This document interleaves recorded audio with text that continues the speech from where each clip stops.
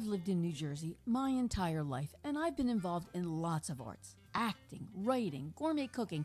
I even married a musician. But a lot of people don't think New Jersey is known for arts and culture. Well, they're wrong. And my goal is to introduce the most talented people I know. They're singers, they're writers, they're musicians, they're actors, they're chefs, they're martial artists. They represent every art you can imagine, and they're going to be on my show. Every one of them. Well, maybe not all of them, but a lot of them. So they're from New Jersey, and maybe they're not so famous. But maybe they should be. I'm Lucille Lasapio, and this is Not So Famous in New Jersey.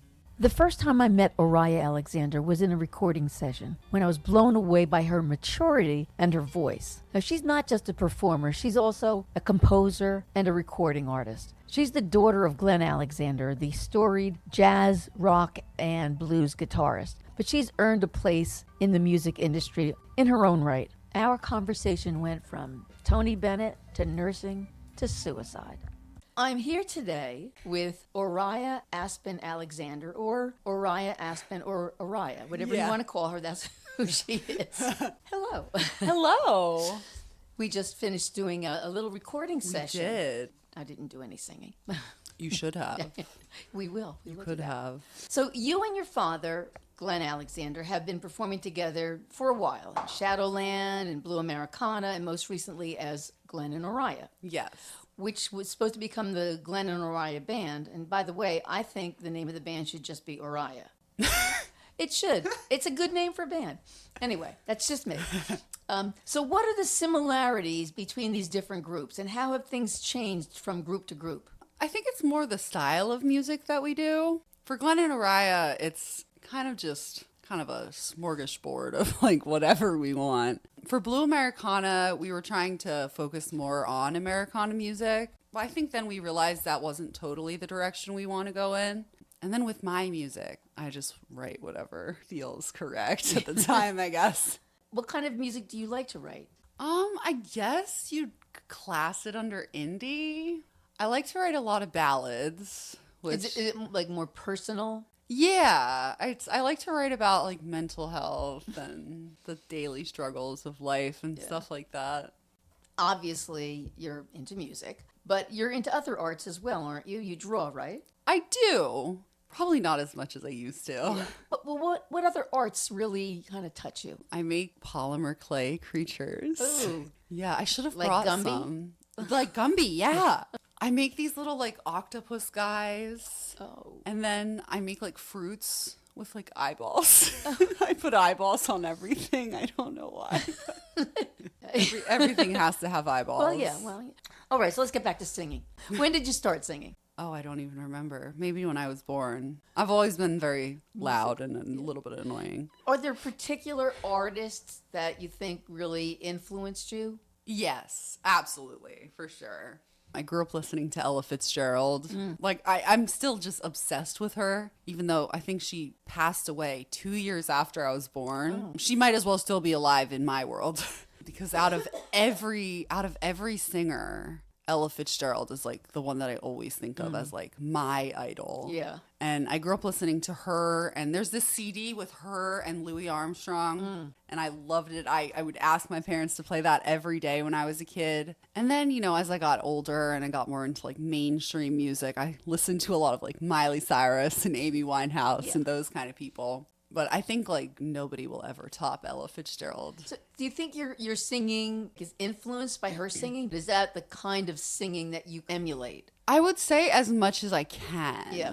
So, Well, you yeah, know, only Ella Ella is Fitzgerald, Ella, just yeah. right, exactly. She just had this amazing voice that like nobody could ever truly emulate. But certain things, absolutely, I try to kind of take pieces from her. And then also, you know, Miley Cyrus and Amy Winehouse, I take from them too. I love Amy Winehouse, yeah. Amy Winehouse had a tragic life. Back when I was in college, I had the opportunity to take a year to go to Japan and, you know, teach English. And I didn't go because of a guy, of course. And I always regretted that. So if you could change anything in your past life, what would it be? I think probably try to love myself sooner. I know that sounds kind of crazy, but it's been a habit of mine, I guess. I don't even know if it's a habit or just like ingrained in me, but to just judge every part of myself and to hate myself. And it's funny because I don't do that with other people. I just had this amount of like detest for myself. And only recently have I actually started to kind of like get yourself? through that and start to like myself. And I kind of wish that when I was like 13, I could have just told myself, Yeah. hey, like, just love yourself. Like, But, I think that's so common. I think, Yeah. especially, I don't know if it's just more common among girls, but I think it's Yeah. very, very common among girls, especially For like that sure. 12, 13-year-old. It's Yeah. like, you hate yourself. I'm ugly. yeah. Nobody likes me. I remember Yeah. going to my first dance in the 7th grade, and not one boy asked me to dance.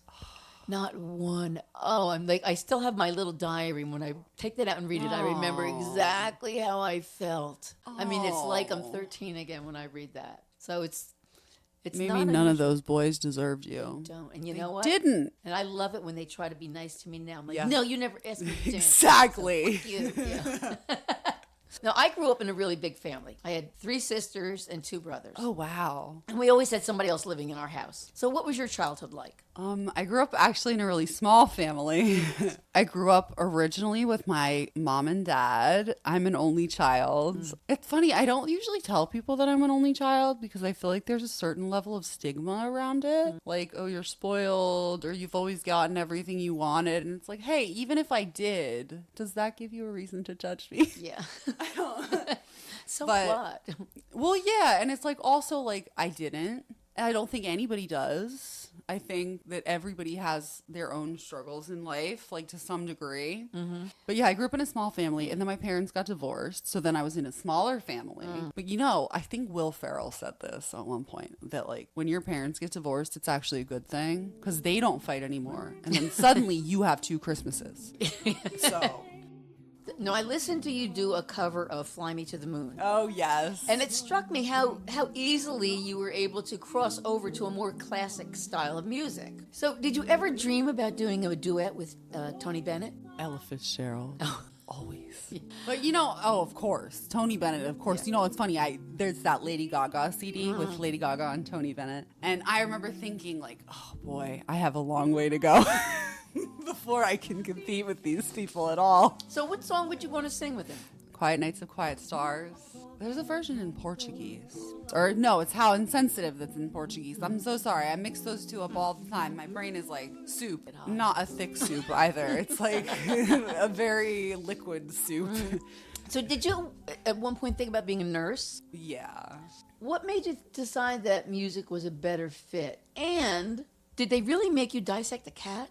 No. Oh, good. So there's like, you can. I mean, I think some classes dissect a cat, but when I was in the cat dissection class, it was during COVID. Oh, good. So it never came up. But in my anatomy and physiology book, there are pictures of a dissected cat. I didn't even like dissecting frogs. When did you decide that music was a better fit? After about my 10th panic attack, probably, I couldn't stop having panic attacks in nursing school. It was like not really something I could control. It was just a level of anxiety that Kind of tells you that it's not the right thing for you. I think so. Sometimes your body tells you, Yeah. like you fight it. You're like, no, this is what I want to do. And then like, no, you don't. Yeah. Well, I don't know because I thought I wanted to help people and stuff, but then it's like, I realized that it was bad for my own mental health. Yeah. So sometimes you have to help yourself first. When people are at their lowest and they rely on you, Yeah. but like you're not the top of the chain. You're not, yeah. So it's like you could want the best for the patient, but like management may not really allow that to happen. And I think I realized how anxious and upset the field of nursing was making me. Yeah. Just like at the idea of Being like, trying responsible. to care for people, Yeah. being responsible for somebody's life in your hands. Like I think it was just a level of anxiety that I wasn't prepared for. Yeah.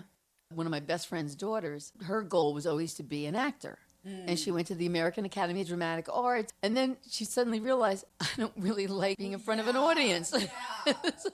So she became a television writer. Oh, that's awesome. And so now she writes for television, she produces, and she's so much happier. Like I really wanted to help people, and that's why I went into nursing. But then my dad told me that you can help people with music too, because when people listen to your songs, they relate, and it helps them get through hard times or happier and happy times or whatever. I mean, I can think of so many times when like I was going through a really bad time, and like just like a certain song would just make me feel better. Yeah. But yeah, I think music has that ability to like cause emotional changes and like fluctuations in emotion. Yeah. So you've traveled around a lot as a musician. What part of the country did you go to that you were most pleasantly surprised with? Or what part of the country do you want to avoid from now on? You know, it's funny because California is like where the music scene is, but the last time I was in California, I was 17 and it was a horrible experience. It was like, I don't really even know what to say because I kind of went there with a lot of hopes and dreams that immediately got shut down. And people in California are kind of the opposite of people in New Jersey. Like, people in New Jersey, like, they'll kind of stare at you and like and be a little nasty, but like once you're actually divulging your emotions to them, suddenly you're best friend. People in California are kind of the opposite. They're very nice on the surface, for instance, but then it's kind of fake underneath that. And like, I don't mean that in a mean way. Yeah. I just think the West Coast vibe is very different than the East Coast vibe. Yeah, I think a lot of it is appearances on on the West Coast, and like in New Jersey, people are pretty straightforward. Yes, they'll go they'll tell you to go fuck yourself in a second. Yeah, like they beat around the bush a lot more in California. So in addition to being a fabulous singer, you also play a couple of instruments, right? Kind of. Because I've seen you on stage. You play... I play the flute. Yeah. But I'd say the flute's probably the only instrument I actually, like, play. Mm-hmm. Like, I just play a lot of block chords on piano so that I can write music. Mm-hmm. And on the ukulele as well, I play, like, a couple chords so that it helps me write songs, but... Did you teach yourself or did you take lessons? I took a lot of lessons on the flute. I had hopes and dreams of being a flute player when I was younger and going to a conservatory and whatever, but life kind of had different plans for me. Well, and again, like, you know, a lot of times we make these plans for ourselves. Yeah. And unless you really hate the way your life is now, it's kind of better that it didn't work out. Right, right, yeah. I did have some friends who it worked out for, like friends who I met at Interlochen over the summer, and they went to conservatories and they play in orchestras now, and that works for them. Mm-hmm. But I think I hit kind of a wall when I was around 17, 18, where nothing was working for me anymore. You've recorded some music, right? Yeah. So tell me about the music that you've recorded or what you're planning to record. So I recorded an album between the ages of 13 and 16. And how old are you now? I'm 29 now. Okay.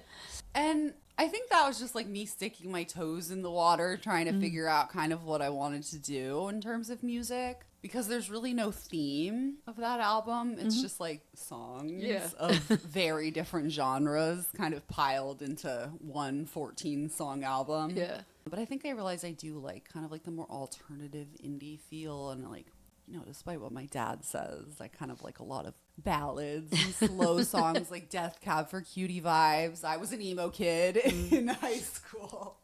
Bringing up your father, of course, he's a very storied guitarist. Oh my God. Yeah. And he's humble too. Oh, which is you like, know, it's funny because like I just seem like an absolute idiot compared to my dad when it comes to music. So, well, he should know a lot more. I mean, he's a been around professor a long time. too. Yeah, right. I mean, he knows enough where like. Yeah. Like, he knows so much. Yeah, music theory and all scary. that. Yeah. My dad, like, doesn't like ballads that much. Mm-hmm. I mean, maybe he does. I think it's me just being naive to how the music industry works.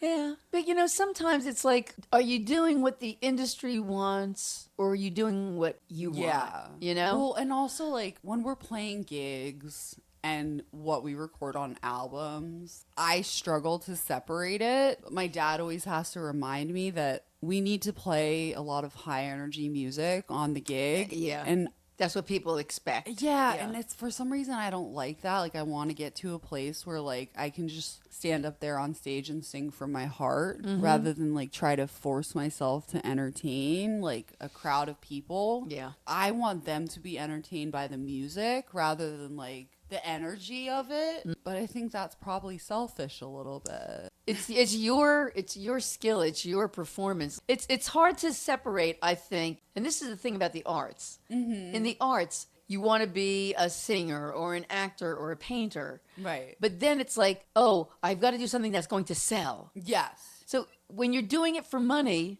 it can never be pure art. Right. But then I think about people like, and you know, it's funny because like when you see celebrities, you don't know even 1/100th of their life. Exactly. But like to me, when I listen to like Taylor Swift or whatever, you know, it feels like she writes from the heart. So it kills me when, you know, I have to write less from the heart and more from like what vibe I feel like people might want to hear. Yeah. But my dad has always told me like, look, you don't have to cater your songwriting in that way, but in terms of gigs, we have to. Yeah, club gigs. We had a bit of a fight about that. Like, well, not a fight, but like an argument because I didn't want to change up what we did. Yeah.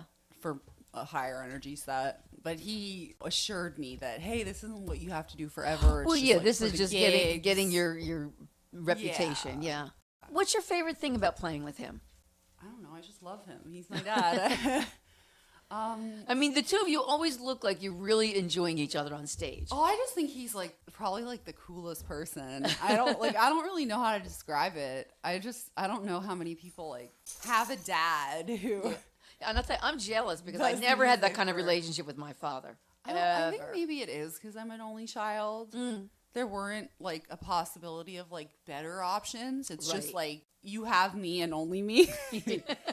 So because I think I hate to say this because it's not about how I think my parents are. It's more about how I think I am. But I think if I had siblings, they would have overshadowed me in every single way because I've had most of my life, I don't know where I'm going. And I've had many failures. And on top of that, a lot of mental illness and going to rehab and crazy things like that. Mm-hmm. And I think if I had siblings, maybe they wouldn't have fucked up that much, should I say. And I don't know if I would have had as much love from my parents because I was kind of a problem child, but because I was the only one, my parents were kind of forced to go with it and like help me and whatnot. But sometimes I think if I had siblings that weren't going through that, they wouldn't have. But yeah, you wouldn't have gotten that kind of attention. Right. Or, but it's like, it stinks because it's like, I didn't necessarily want attention.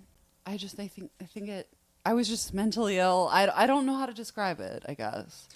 Suicide is an issue that you don't shy away from, and I try not to. Yeah, you've talked about friends whose deaths people say were accidental or cause unknown, and you felt that you knew that that's not the case. That's not what actually happened. So what do you think is the best thing to do to help someone that you think is struggling? Just ask them how you can help. And you know, of course, there's going to be people, because I've done it before, where you turn around and you're just like, just kill me. Like, rather than like letting that person know how they can help you, you just want to turn to them and say, like, you can kill me. That's how you can help me. And I've said that to many people before, my parents, friends, normals. Yeah, normals. I say, like, ask them. And then if they say something like that, say, like, hey, I know you're really hurting right now. Yeah. And, you know, if you want me to stay here with you tonight, like, I can. You know, like, when my friends have rough days, I always ask them, like, do you just need somebody with you? Do you need time alone? Like, what do you feel like you need right now? Yeah. Whenever I have singers on my podcast, we always sing a song together. How about Heard It Through the Grapevine? Oh, Heard It Through the Grapevine. Okay. Ooh, I bet you're wondering how I knew. Baby, baby, baby, about your plans to make me blue. Oh, yeah. With some other girl you knew before. Between the two of us, girls, you know I love you more.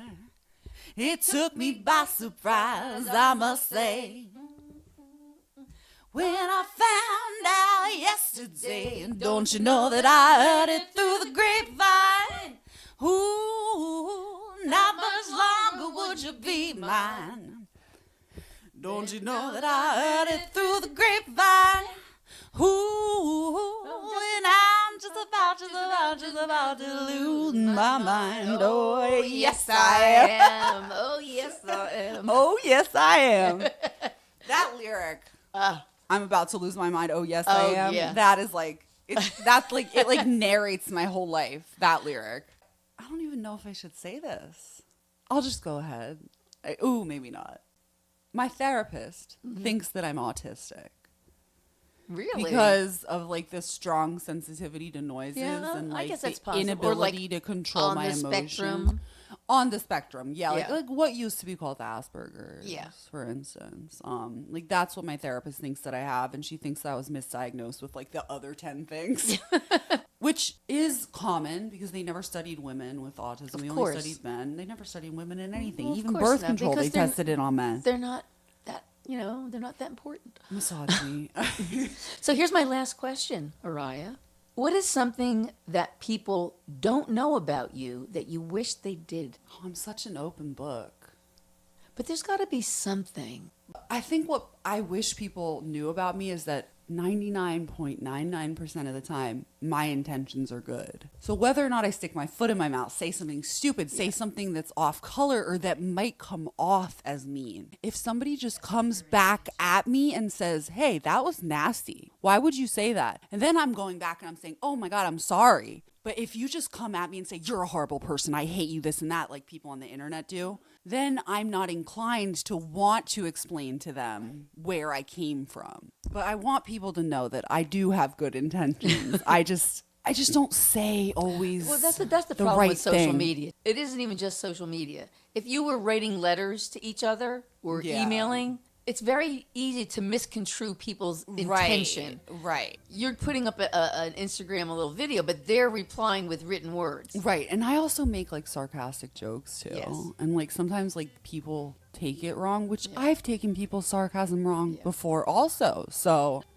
But that's why people that are my friends, they get it. They Right, know. They right. know what I mean. Yeah. The same thing with my friends. Like my friends know that like my intentions are good. Sometimes they'll stop me and be like, Oria, what did you just say? And I'll be like, what was it? And then they'll explain to me like, hey, this didn't sit well with me. And the minute someone says that, when someone explains like it didn't sit well, how they're feeling, whatever, I'm so quick to say, I'm so sorry. How can we make this right? But if somebody comes for me, I have like no desire to make it right. And sure. The borderline personality disorder plays a little bit of a role in that, but... Well, Oria, thank you so much. Thank you for having me. Yes, this was I'm fun. so sorry that you saw my Instagram. It's so bad. Don't feel bad. It gave me a little bit of insight into I you. should probably private that page. Where else can you hear scintillating conversations with interesting people with ties to New Jersey except for here? You can't, and that's why you should subscribe and listen to every episode. I'm Lucille Osapio, and this is Not So Famous in New Jersey.